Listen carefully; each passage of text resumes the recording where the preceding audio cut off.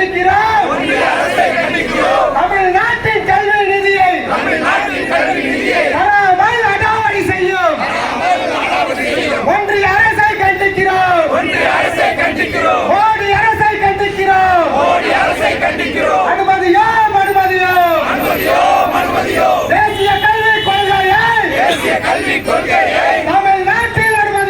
தமிழ்நாட்டில் அனுமதியோம். திரும்ப பெற UGC அறிக்கையை திரும்ப பெற கண்டிக்கிறோம்.